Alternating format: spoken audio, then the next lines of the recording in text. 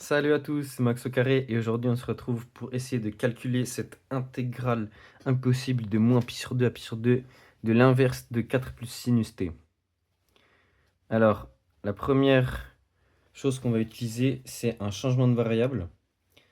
Le changement de variable, u égale tangente de t sur 2. Alors là, vous allez me dire, pourquoi ce changement de variable? On introduit du tangente alors que là on a du sinus. Qu'est-ce qui se passe? Alors, moi non plus, je ne sais pas trop ce qui se passe. Mais si vous voulez en savoir plus à ce sujet, ça s'appelle les règles de Bioch.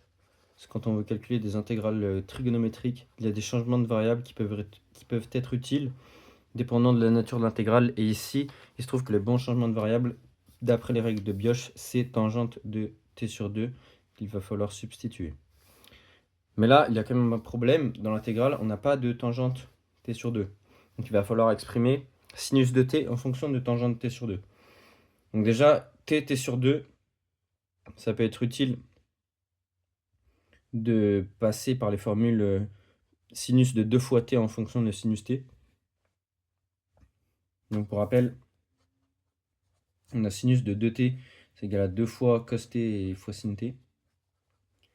Et on a donc sinus de t, de manière analogue, égale 2 fois cos de t sur 2, sinus de t sur 2. A noter que aussi, on a bien le droit de faire ce changement de variable, parce que on a bien t sur 2 qui est compris entre moins pi sur 4 et pi sur 4, donc on n'a pas d'histoire de plus l'infini, etc. Parce qu'il y a des problèmes pour tangente, moins pi sur 2 et pi sur 2, et on a bien tangente qui est strictement croissante entre moins pi sur 4 et pi sur 4, donc on a bien un chemin de variable de classe C1, et strictement monotone, voilà, bijectif, c'est ce qu'on veut.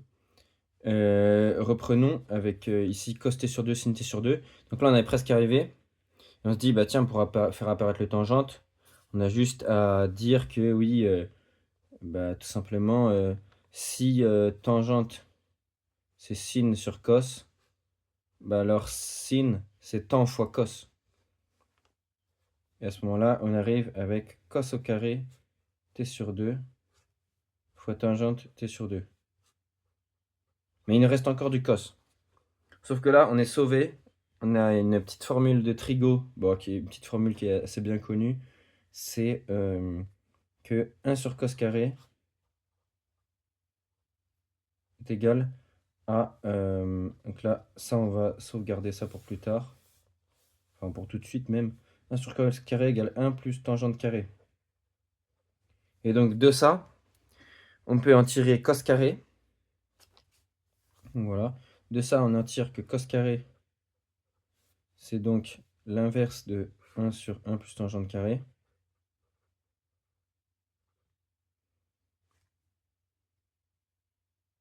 À noter qu'il n'y a pas de problème d'obtenir du surplus l'infini, enfin du plus l'infini de ce côté-là, parce qu'on sait que cos entre moins pi sur 4 et pi sur 4, parce qu'on regarde cos de t sur 2, entre moins pi sur 4 et pi sur 4, il ne s'annule pas, donc il n'y a pas de problème au niveau de cette formule. Et voilà aussi, quand on prend l'inverse, on a 1 plus tangente carré, et ça c'est toujours strictement positif, donc il n'y a pas de problème.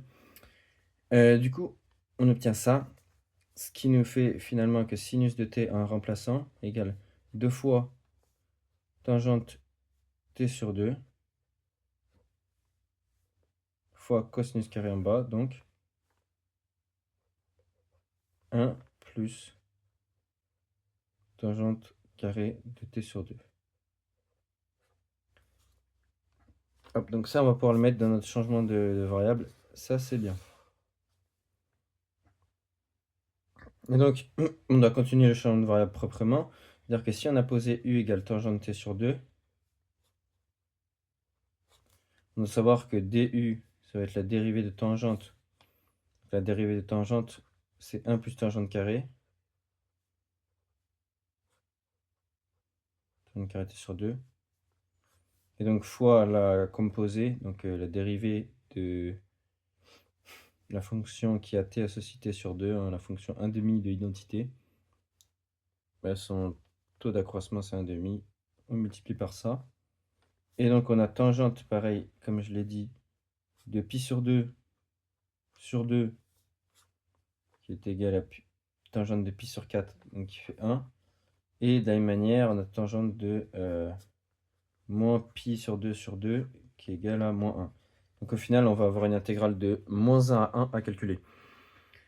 Et donc, est-ce qu'on a fini? Pas complètement, puisque là, on a exprimé notre sinus. Mais il nous manque à exprimer notre tiens, j'ai oublié, voilà, notre dt. Parce que notre dt, hop, si on passe en bas, ben, on trouve des trucs en fonction de t, et nous, on veut des trucs en fonction de u. Ou autre possibilité, on peut faire apparaître tout cela, donc on multiplie tout par 1 plus tangente carré de t sur 2, hop, on fait apparaître le du, comme ça on aura juste à le remplacer, et après on divise tout par 1 plus tangente carré de t sur 2. D'ailleurs, c'est ce qu'on va faire ici, et qui semble être le plus commode. En fait, c'est exactement le même calcul, hein. Si vous voulez, on peut faire, oui, on peut faire le calcul. On a dt qui est égal à 2 fois 1 sur 1 plus tangente carré t sur 2 du. Du coup, là, il y a un petit problème parce qu'il y a du t avec du u, mais si on regarde, tangente t sur 2, c'est u. Donc au final, on obtient tout simplement 2 fois 1 plus u carré du. Et du coup là, on est prêt pour faire le changement de variable, c'est-à-dire qu'on va remplacer dt par cette expression, on va remplacer sinus t par cette expression. Et du coup, on aura tout simplement à mettre des u à la place des tangentes t sur 2.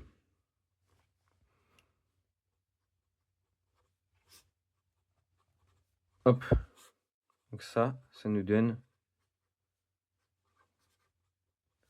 on a dit moins 1 à 1, on a dit qu'on allait remplacer le sinus t donc par 1, 4 plus ce qui est à l'intérieur, plus 2 fois u 1 plus u carré.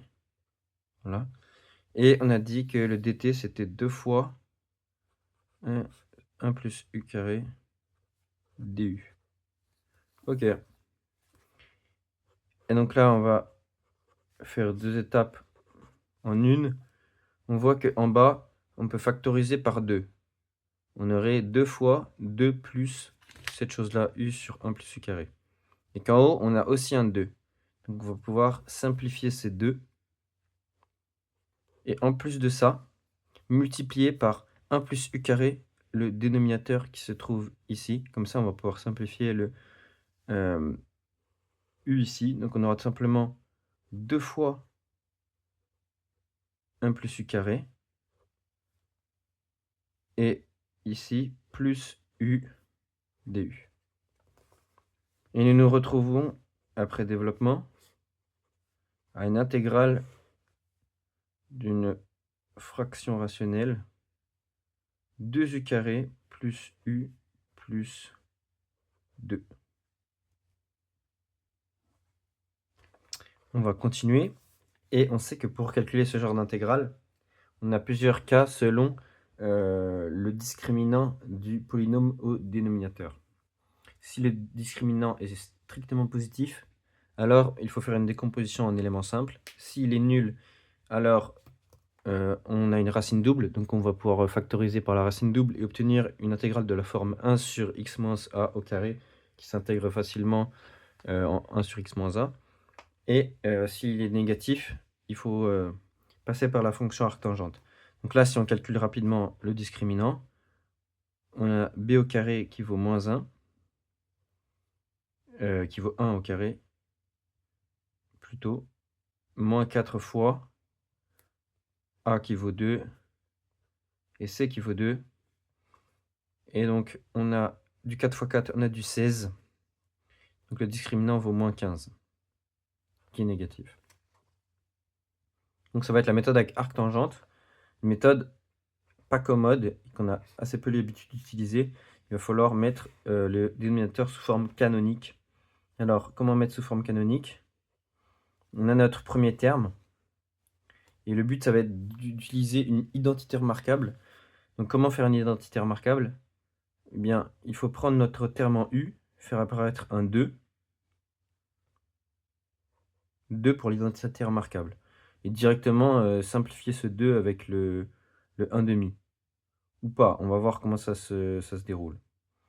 Mais en gros, l'identité remarquable, c'est 2 fois le terme qu'il y a au carré. Donc qu'est-ce qu'il y a au carré? On remarque que 2u carré, c'est racine de 2, le tout au carré. Donc il faut du 2 fois racine de 2 fois u fois le terme constant. Et le terme constant, on ne le connaît pas encore. Et justement, c'est grâce au résultat qu'on veut obtenir le terme constant. Donc nous, ce qu'on veut obtenir, on a dit que c'était u. Donc si on veut obtenir u à partir de ça, mais il faut diviser par 1 sur 2 racine de 2. Donc là, on obtient bien u au final, hein. Donc ça, c'est bon. Et on obtient bien notre identité remarquable sous la forme 2 fois racine de 2 fois u, qui au carré donne bien ce qu'il y a là, fois le terme constant, qui serait donc plus 1 sur racine de 2. Donc là, on fait apparaître notre identité remarquable. Mais donc, ce plus 1 sur racine de 2 qu'on a ajouté, il faut l'enlever. On obtient ici moins 1 sur 2 racine de 2. Et il reste le plus 2 qui est ici. Donc, assez long, mais au moins, on l'a fait sans faire d'erreur. Donc là, comme on disait, notre identité remarquable, ça va être quoi? Ça va être donc sur racine de 2, hop, u, plus le terme constant, on avait dit c'était ça, au carré, moins 1 sur racine de 2 plus 2. A priori, je sais pas si on va y toucher ou pas. On va voir. Donc là, on voit qu'on a bien fait les étapes. Si on développe ça, on obtient bien l'expression 2u carré. On obtient bien le ça fois 2 qui donne bien u. Et ah bah voilà, c'est là que je me suis trompé. Très juste, très juste. Ce terme-là, on doit aussi le mettre au carré. Donc ce qu'il y avait ici, c'est au carré. Au carré. Au carré. Je vais réécrire tout ça. Voilà, j'ai réécrit ici la factorisation sous forme canonique, sans erreur, promis. Et j'ai simplifié en calculant ce que valait 1 sur 2 racine de 2, le tout au carré. Ça vaut 1 sur 4 fois 2, donc 1 huitième. Et quand on fait 2 moins 1 huitième, ça fait 16 huitièmes moins 1 huitième. Ça fait bien 15 huitièmes. Et donc, on obtient cette chose-là. Et là, ce qu'il faut faire avec la forme canonique, c'est se ramener à une intégrale de la forme 1 sur 1 plus x carré, et on va pouvoir utiliser arctangente. Globalement, c'est ça l'idée. Donc ici, on a un 15 huitième. On va aller factoriser par ce 15 huitième. Hop, on met ça devant. Et on obtient 1 sur... du coup, on a un plus 1. On a un plus 1, on a un plus 1. Oui, ça, 15 huitièmes, on l'a sorti. On va factoriser par 1. Par 15 huitièmes, c'est ça. On a inversé. Et donc là, il faut faire 8 quinzièmes. Ce qu'il y a à l'intérieur ici. Et là, il va falloir rentrer ce 8 quinzièmes à l'intérieur afin d'obtenir vraiment quelque chose sous la forme comme ça, où on obtiendra en gros 1 sur 1 plus un énorme truc au carré, et on sera presque arrivé pour utiliser l'intégration par arctangente. Enfin, mais ça demande beaucoup de manipulation. Et donc, comment rentrer cette chose-là? Il faut s'apercevoir que ce sont des racines, le tout au carré. En fait, tout simplement, c'est racine de 8 sur 15, le tout au carré. Voilà, c'est racine de 8 sur 15, le tout au carré. Et voilà, 8 quinzièmes. Et racine de 8, ça peut se simplifier comme racine comme 4, donc c'est 2 au cube, Donc, c'est égal à 4 fois 2. Donc quand on met une racine, on fait racine de 4 fois racine de 2. Donc, racine de 4, c'est 2. 2 fois racine de 2 sur racine de 15. Racine de 15, on pourrait le simplifier racine de 3 fois racine de 5. Pour l'instant, a priori, c'est pas si utile que ça. Donc là, on va rentrer cette chose-là, donc sans le carré, là-dedans. Et donc, on va avoir 2 fois racine de 2 fois racine de 2. Donc, on va avoir 2 fois 2, ce qui va nous donner 4. Et donc, sur racine de 15 fois u. Et de l'autre côté, on va avoir 2 sur racine de 2 sur 2 sur racine de 2 qui vont se simplifier. Et donc, on va avoir 1 sur racine de 15. Et donc, le tout au carré. Et là, on a presque fini. Parce qu'on a bien le truc 1 sur truc au carré plus 1 qu'on va pouvoir faire arctangente. Mais attention, il faut pour cela placer le, entre guillemets, le U'. Enfin, c'est pas le U'. Et vous savez, par exemple, quand tu fais une intégrale de, je sais pas, f d'un grand U, qu'on veut, voilà, qu'on veut intégrer ça en f de grand U, bah, il faut qu'il y ait le grand U' qui soit présent devant pour respecter la règle de la composée, quoi, finalement. Donc, il va falloir faire apparaître au numérateur du 4 sur racine de 15. Donc, on va faire ça tout de suite. 8 quinzièmes, 4 racine de 15, moins 1, 1, 4 sur racine de 15. Donc là, on a bien la dérivée de ce qu'il y a à l'intérieur. U plus 1 sur racine de 15 au carré plus 1 du. Et là, on est prêt à faire l'intégration par arctangente. Il faut juste qu'on simplifie ça aussi. Donc là, on a du 8 sur 4 qui donne du 2. Et on a du racine de 15 sur racine de 15 au carré qui donne du 1 sur racine de 15. Ça, c'est OK. Et donc là, on fait notre intégration arctan du gros truc. Et donc on vérifie que c'est bien le... il manque du U, voilà, U. On vérifie que c'est bien la bonne chose. Hein. On trouve bien la bonne chose. Parce que quand on dérive ce gros truc, arctan du truc, bah, ça fait 1 sur le truc au carré plus 1 fois la dérivée de ce qui est à l'intérieur. Et du coup, on trouve bien cette chose-là. Et on est presque arrivé. Ça fait donc 2 sur racine de 15. Maintenant, il faut évaluer les arctangentes en les bornes respectives. Arctan de 4 fois 1 sur racine de 15 plus 1 sur racine de 15. Donc, arctan de 5 sur racine de 15. OK, moins arctan de cette fois-ci en moins 1, moins 4 plus 1, donc en moins 3 sur racine de 15. Et là, a priori, pas évident du tout. Là, on pourrait s'arrêter là, on pourrait se dire, bon, l'intégrale vaut ça. Mais il y a des petites astuces qui permettent de continuer le calcul. Comme on avait dit tout à l'heure, racine de 15, c'est racine de 3 fois racine de 5. Et donc, on a un 5 en haut, donc on peut simplifier le racine de 5 qui se trouve en bas et trouver du racine de 5 sur 3.